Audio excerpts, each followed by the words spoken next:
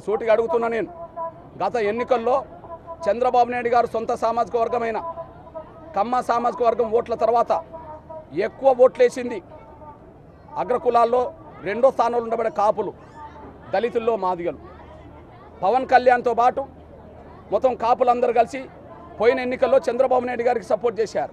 కారణం, కాపులను బీసీలో చేర్చి బీసీ రిజర్వేషన్లు కాపులకు వర్తిస్తామని ఇచ్చిన హామీ మేరకు కాపులను బీసీలు చేర్చే అనే నమ్మకం పెట్టుకొని మొదటిసారి నాకు తెలిసిన చరిత్రలో కాపులు మొదటిసారి చంద్రబాబు నాయుడు గారిని టీడీపీని విశ్వసించారు. పోయిన 2014లో వేసినన్ని ఓట్లు కాపులు చరిత్రలో ఎప్పుడు వేయలేదు. అట్లాంటి కాపులు ఓట్లేసి గెలిపిస్తే కాపునాడు నేత ముద్రగడ్డ పద్మనాభం పాదయాత్ర చేస్తామంటే పాదయాత్ర పర్మిషన్ ఉండదట. చంద్రబాబు నాయుడు ప్రపంచంలో నేనే ఎక్కువ చేసినట్టుండదు. ఇదేంది పాదయాత్ర?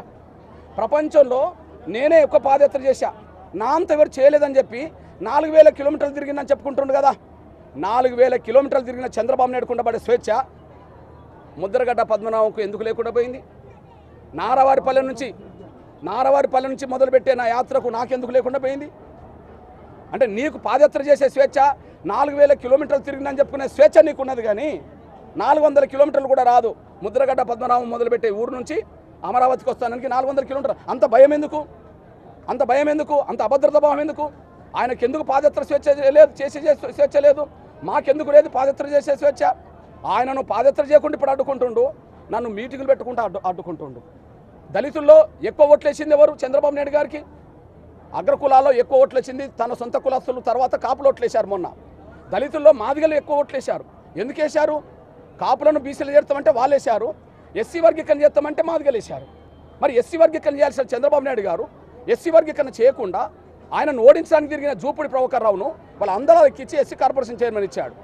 ఆయనను ఓడించడానికి తిరిగిన ఇంకో కారం శివాజీని ఎస్సీ కమిషన్ ఇచ్చి ఆయనను అందరూ ఎక్కించాడు. గెలిపించిన మమ్మలను తిరగకుండా చేస్తున్నాడు. ఓడించడానికి తిరిగిన వాళ్ళను అందరూ ఎక్కిస్తున్నాడు, గెలిపించిన మమ్మల్ని మాత్రం తిరగకుండా చేస్తున్నాడు. ఇది ఎట్లాంటి బుద్ధి అంటారు? మంచి బుద్ధి ఇది?